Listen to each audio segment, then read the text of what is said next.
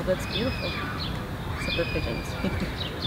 I hate pigeons. I was just like, oh, all the birds. And they're not birds, they're pigeons. Hey guys, welcome back to my channel. So I'm so excited today because I have Daniel Pillai here with me today. Yes, I'm so excited to be here. Oh, we finally got to do this. We were trying to coordinate forever, but finally it happened. Divine timing. Thank you so much for taking the time out of your day. Thank you for having me. Of course. So I really wanted to have Daniel on the channel because he is not only a leading prominent figure in the LGBTQ community and an advocate, he's also a media personality, and he's been doing so much work in the Toronto area I've been watching you for a long time. Yeah, it's been about 6 or 7 years now. It's amazing how fast time flies.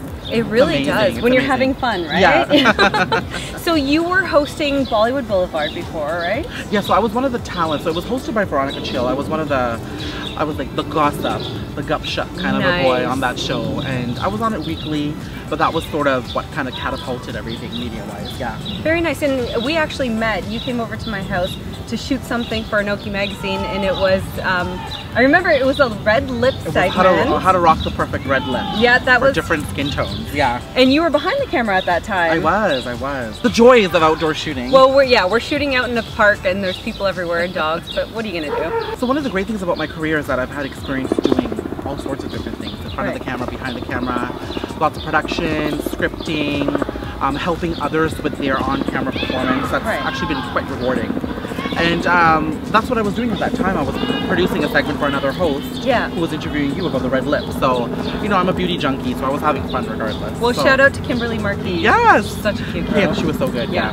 It's nice to see that you've been following your passion. I feel like a lot more of us should be doing that. You know, you have dreams and there's no reason why you can't achieve them. So let's rewind a little bit and let's go back to when you grew up in the Toronto area? Yes, I was born in North York and then raised in Brampton. In Brampton. Okay, so growing up in Brampton, for those of you that are from the area, it's a very predominantly multicultural city. Yeah. And growing up in the South Asian community, you're not really encouraged to just be free and be yourself. And you being South Asian gay male, how was it for you growing up in that atmosphere? How were your parents? How have your parents handled it?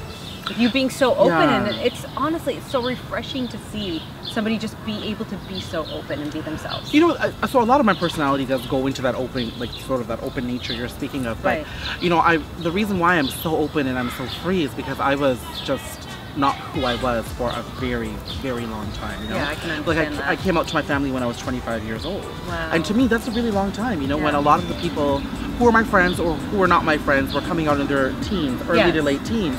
I was coming out as an adult, right? So I had done my dues. I had paid my dues, so to speak, you know? Yeah. And I think at that time that I was growing up in Brampton, it was predominantly South Asian. There was a huge influx of South Asians coming into that area. And I think naturally, you know, you're taught not to be yourself at home. And that naturally just extends itself into the school area. Now, I never had that from any of my teachers. But, you know, when you're growing up with other kids who are growing up with that same sort of discourse, that discourse then transfers on to how you see the world and how you see other people. So there was definitely a lot of teasing, a lot of bullying. A lot of sort of shaming. A lot of girls even did it too, you know, as much as women have been very accepting of who I have been throughout my entire life. There were a lot of girls who bullied me too for my feminine nature. And then, you know, the guys were, you know, a little bit more physical with their bullying, a little bit more vicious. But, you know, you kind of just grow up with it and it became second nature, sadly. But I think what it did is it just kind of clammed me up. I didn't speak as much because I was afraid of what they would think about the tone of my voice. I didn't express as much. I didn't use my hands to express myself because I was afraid of being called out, you know. I hated doing presentations.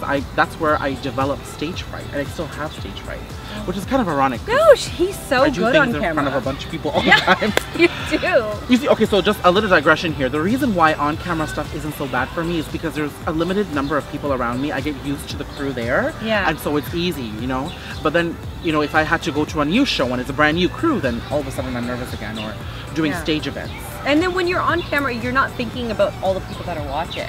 It's just the few of us that are here. Exactly. So I mean, that's the comfort. That's the way I've kind of helped myself become comfortable over time. Well, that fear, that discomfort really came from that bullying growing up. And I was also bullied in my family, which I think was the unfortunate thing. My mom was the youngest of 14 children. Yeah. So by the time I came about, I had cousins well into their teens. By the time I was growing up, they were young adults. Okay. And there was mostly men. And so, you know, they had this idea of what it was to be a South Asian man. They're told what it is to be a guy. And then I'm judged against those ideals and those stereotypes. So that was a little bit difficult. Right. Like I said, over time, it just made me quiet. It made me very non-expressive. Okay. And then finally, when I just kind of burst open, I didn't look back. And that's where I have a don't give a damn type of personality. Like, this is who I am. This is who I'll be. This is how I'll stay. And if you're here to have fun with me, that's great. If you're not, move on. I think that at some point you have to, I mean, even myself, like, you know, I didn't want to be a doctor, an engineer, or a lawyer. I wanted to do this. That's what I wanted to do. I wanted to do makeup. Good at it. Thank you. You're very sweet. You did my makeup actually earlier this week. It's so funny. Like, I even ran into her at a TV show. You were the makeup artist there. My news station. Yeah. But I think, like, it's just one of those things, you like you said, you get to a point where you're just like, you know what, I'm tired of trying to please everybody else, because nobody lives your day-to-day life except for you. And you learn not to care about what other people think. Now, you know, that's us. I think we're very fortunate. I mean, I'm meeting people all the time who just still have not got there. Yeah. I know cousins who are just still not there. I know family members, I know friends, I know other people dealing and struggling with their sexuality that are just not there. And it's hard to get away from. Of course. I know in our journey, we've had that moment of that epiphany that kind of took us from point A to point B. Yeah. But a lot of people just don't get there, and it's just...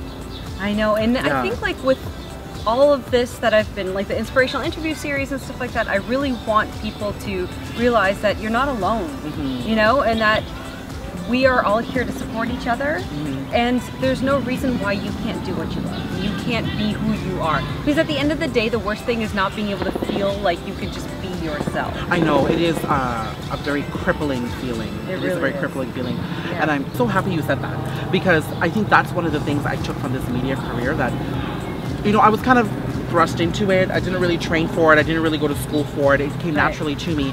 But I loved speaking to people about their point of difference and what inspired them to either move through hardships or just continue being who they are.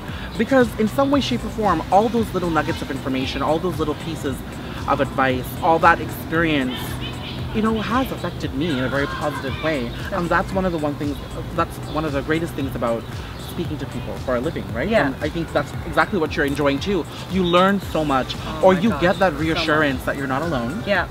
Or somebody says something that just flicks a light bulb in you, and you're like, oh my God, you know, maybe I should have been thinking about that or thinking that way this entire time. Yeah. So that's what I really liked about the media side of it. So, okay, now, can we talk a little bit about what your experience was coming out to your parents? Yes. Oh yes, I did skip over that earlier. You know, it's difficult to say. I think a lot of people, when I speak about my experience coming out to my parents, they really are really expecting the sob story, or, you know, a lot of negativity. I just never perceived things that way, and I think that's why I ended up with a positive experience. Okay. I decided to tell my mom first. I told my mom, very understanding. Really? I think she was understanding of the moment. She didn't know what it was to be gay. She didn't understand the community. And in her words, she migrated to Canada when she was 15. She never had an idea of the LGBTQ community or what it was. She didn't even know it existed until she came to Canada. Because nobody's about it back at home in Fiji, right? Like, nobody was open about it in that South Asian community. Yeah. So there was just a lack of education and awareness. Yeah. And so what I did is I kept the conversation open with her. Like, I guided her through that process. I was open to her questions. I said, how do you feel? I didn't take anything she said into offense, because sometimes, you know, our parents lack vocabulary. You know, like when you're growing up with immigrant parents, they don't know how to fully express themselves. It's so true. So sometimes they offend you in the process, or they say something because they think it's right, but it's wrong. Yeah. So I was very neutral to that, and I was very open to, and I kind of helped guide her through that process. Yeah. But she was open to being a part of that process. That's amazing. And that's a testament to my mom, who my mom is as a woman, you know? Yeah. I think deep down inside, okay, it's not ideal, because she inevitably, as a South Asian woman in her 50s, she's going to be 60, does care about what people think of me. And she does care about that. That is a huge thing in the South Asian community. That is the reason why people aren't just able to just freely be themselves. Yeah. You know, by the time I came out, she was like in her early 50s. How can you change a woman in her 50s who's lived her life one way? Exactly. Yeah. You can guide her in the process. I can help her be a part of my journey, and if she's open to that change, then she is. But I can't expect it from her, and I can't expect it on my time. And I understood that. Right. I think I was evolved enough to understand that that's what I was going to face. Right. And you know, she comes to Pride with me every year. We're open about it. We talk about it. She teases me. You know, I'm always dancing around the house, and she'll kind of poke fun and tease, and we have that sort of rapport with one another, which is lovely. I told my father, and he did not take it very well. Okay. He was very threatening, very violent with his words, but I understood that, and I accepted it, and I moved on. Did you expect that from him? I did expect it from him. I mean, my father and I didn't get along for many other reasons other than my sexuality. Okay. So by the time I was 25 and I told him I was gay, at that point I had almost reached an end in our relationship. Yeah. But I told him out of respect, because at the end of the day he was still my father, and he shouldn't have to hear it through gossip or through other people. So I told him myself. That's amazing. He wasn't accepting of it, but I will say my father has not disowned me. He still calls me to see how I am. He still texts messages. He's always encouraging me to lose weight because they think that's great for, you know, your self-esteem. But you know, he's always telling me, you know, you gotta look out, you gotta live a long life. He hasn't disowned me. It's a part of me he doesn't acknowledge, unfortunately. Okay. And I think a lot of people in my situation would see that as rejection, or see that as a form of rejection. Yeah. But you know what? He's never gonna know what it's like to walk in my shoes. I'll never know what it's like to walk in his. Yeah. So I've just made peace with that. Yeah. And that's it. And that's why we can continue to have some relationship and be cordial with one another. Right. You know, and the advice I give to everybody is, it's like, listen, if you're going to other people who are facing a journey like mine, you have to be open to other people's experiences. Because if I'm going to judge them, then I'm just as ignorant as they are, and I'm no better than them. Right. Right? Like, you've got to be open. Listen to what your parents have to say. Try to understand what perspectives they were given as children. Try to understand where they grew up, how they grew up, why they think the way they think. And you'll have a lot of sympathy for them. Do you think that, like, in every situation, especially in our community, that someone should come out to their parents, or do you think that it's like a case-by-case basis? Or do you think it's better to just be yourself, just let them know, and if they disown you, they disown you? You know, that's a loaded question. It's a charged question, for sure. Because, you know, there are people who, you know, there's like honor killings happening in, you know, a lot of South Asian communities too. No. And then, you know, back in India, like, homosexuality is criminal. So is it really? Yeah, Section 377 has made it criminal, so you can be put in jail. That's ridiculous. And then in the villages, like not more of the cosmopolitan areas, you know, you're killed. So that's ridiculous. The situations do change. I think it's important for everybody to do things on their own time, and to do things as they feel comfortable. Right. But I think that deep down inside, if you plant a seed and you know who you are, that will lead to some level of freedom throughout your life. I'm an Aquarius, so it sounds so ideal. But I'm being honest. When you can find a way to accept yourself, then whether you're going to come out to your friends, whether you're going to come out to your families, you do have an outlet to be yourself. Whichever way, I love that. Whichever way it finds itself in the world, you will have a path to walk down where you can be yourself. Now, some people are able to manage that by walking a path where they can't be themselves with their family, but they walk down this road with their friends because they can be themselves, and they can manage that duality. Yeah. I can't multitask like that. That's way too much work, right? But you know, if that's what you need to do, then that's what you need to do. Just don't be malicious. Yeah. Don't be... Definitely. Yeah, don't do anything that's wrong. Don't try to hurt anybody. If you find... It's like art. Yeah. You know, some people find painting therapeutic and they can be who they are. Well, you know, sometimes you can be who you are and express your sexuality in certain groups. Right. You know, I see it the same way. So that's the way I would kind of encourage people. It's because everybody's journey is very different. I think people have this idea that like a gay man or a gay woman's story is very linear. Right. You know, you struggle, you come to an epiphany, you understand yourself, then you tell your parents, and it's either good or bad, right? And it doesn't follow that pattern necessarily. Yeah. I mean, I'm still going back and forth with my parents about it right now. You know what I'm saying? Oh. And it's been, so how long? Well, I don't want to 2010. Okay. 2010. Okay. I'm 33 years old. I'm proud. It was 2010. So, I mean, it's 2018 now. Like, consider me like an 8-year-old boy. Yeah. You know? Like, I've really been like Although I feel like I've been out for like 90 years by this point.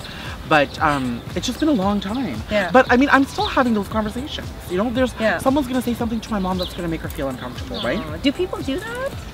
They do, but they don't do it intentionally, right? Yeah. So I'll describe to you this situation. I had some guests coming from out of town, Okay. Australia, to visit us.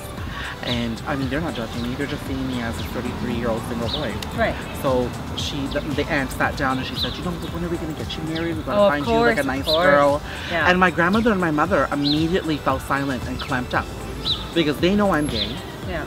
They don't want to say anything that's going to hurt me. They're not trying to negate my identity. Yeah. But how are they going to reaffirm it in this conversation? Right. You know? Yeah. And then I turned to my aunt, I'm like, oh, don't worry about it. When the time comes, the time comes. And I did not take it personally and I let Yeah. it slide off my shoulders because it was You not about can't. me. Yeah. It was about my mom and my grandmother. Yeah. That moment was about how they were negotiating how I fit into the story. Right. It had nothing to do with me. Yeah. And I think most people who would have been in my situation would have made it about themselves. Oh Yeah. my God, like I had to face this situation again and it's not about me sometimes. I like that you're saying that because it's true. Like you have to, it's a fine line and it's probably like this dance that you constantly have to do. It is, because in that moment, I took a punch from my family. Right. I took a punch, I said, listen, I'm going to continue with this. Yeah. Because my mom is so uncomfortable. At that moment, she's lacking the tools of how to navigate that conversation. Right. Yeah. And then my grandmother, she just doesn't know what to say or do. Yeah. Right? So I said, you know, let me just take one for the team. And I'm like, oh, you know what? I'm sure I'm going to find a nice girl. You know, it just, everything happens in time. I'm just focused on work. It didn't take anything away from me. Yeah. I saw it as me helping them out. They were having a hard time. That's really They were sweet. having a tough time, yeah. Well, going back to what you were saying, I really loved your perception of like how you have to be comfortable with yourself and accept yourself, and like that's the most important thing. It is. If you don't have that, you don't have anything. Well, and I think that applies to not only Yeah. whether you're gay or not, it's anything. Yeah, and I think it sounds harsh when I say if you don't have that, you don't have anything. Because the truth is, if you don't have self-acceptance and love and complete confidence in who you are, then you're constantly rattling between what people think you should be and what you shouldn't be. True. Right? It's And that I'm just thinking inner about battle. our South Asian culture, how it was growing up, you know? We're constantly fighting what we want to be and what our parents want us to be. So true. And then you only become peaceful with that narrative the minute you become confident with who you are. Yeah. Right? And then I find that a lot of the times, like, the people around you just sort of fall into line, you know? Like, not for everyone Yeah. and not in every situation, but I found more often than not, once you are like, nope, this is who I am, then people just accept it. And that's true. And that, you know, and at the end of the day, my sexuality is just part of who I am. Yeah, it's right? just a part. I have to be okay with the way I look, with my size, with the way I smile, with what I eat, with what I wear, how I feel in the morning. How you deal with people. Yes, who I'm talking to, who my friends are, who are not my friends, how am I dealing with situations. Yeah. I need to be okay with all these areas of myself. Right. You know? And you'll see, like, self-acceptance with your imperfections, whoever you are, falls very easily. You know? Yeah. It's not about just accepting yourself as gay or straight. Right. Or as big or small. It's not that black and white. Yeah. You have to be okay with the full pie in order to be okay with the individual pieces, right? Love it. Yeah. And I'm That's a sitting sound here bite. with tons of imperfections, right? But I'm okay with them. You know, Yeah. I'm not an ideal size. So what do? I celebrate my plus size nature, you know? Like, because it doesn't take But away you rock from the mine. blazers, that's for Oh, sure. thank you. Yeah, you're welcome. I try. All right, we're going to get into the rapid fire Yes, question let's round. do it. This is my favorite part of every interview. I'm excited. Okay, let me grab, I do have to this. grab my phone. I don't have I'm that an good open of a book, memory. by the way, so Awesome. feel free to go in. There's only a few questions and you have to just, okay? Okay. Here we go. Are you a morning person or a night person? Night. Bollywood song you have on repeat? Aja Nachale. Because Oh. it's a Madhuri Dixit song. Yeah. Favorite restaurant in Toronto? I like Il Fornello and Toroni. Italian. Italian's my favorite. Favorite interview you've ever done? Madhuri Dixit. Nice. Just because she's been my idol. Aw. And then every single interview I've ever done with Priyanka Chopra is a favorite of mine because I my feel like gosh. I'm always trying to steal moments away with her and memories. So yeah. That's amazing. He's interviewed so many people. Favorite Bollywood film? Sajan. I would have to say Sajan. That Is was with that like Sanjay a Dutt. long time ago? Yeah, 1990. It was with Sajan. I'm not Sajan. It was with Madhuri Dixit, Sanjay Dutt, and Salman Khan. Oh my god. I kind of, because you know they have that song Dekha Hai Pehli Baar, like that whole soundtrack. Okay, I was remember growing now. up as a young kid, Yeah. love story. It just kind of all, it's indicative of a part of my life. Yeah. That's it for the rapid fire question round. Yes. What can we expect to see from you next? So I'm sort of relaunching my platforms right now. I think I've kind of focused on kind of redefining what I want to do. Like, I mean, this interview has been focused so much on a journey, right? Right. So that journey is constant. Like, it doesn't have like a beginning and an end. Right. So I think I'm going to refresh my Date with Daniel series, kind of get some new things out there, speak to some new people. Nice. I like profiling people who are doing things from all different walks of life. So I definitely want to continue that because I love that part of the media business that kind of helps you grow individually as well. Right. And then I'm relaunching that into the new site, danielpillai.com, which should be coming out very shortly. So okay, perfect. Yeah. That's so awesome. Excited. Thank you so much for taking the time to do you. this. And you guys can find him on, like you said, danielpillai.com, or you can follow him on Instagram at daniel.pillai. I'm going to put all of the links for him in the description box and the blog post for the podcast episode as well. And Daniel, thank you so much again. Thank you so much, Deepa. And congratulations. I think this is so great. I think people need to hear stories like this. Oh, and so good on you for kind of being that vessel. Oh, thank you. That's very sweet.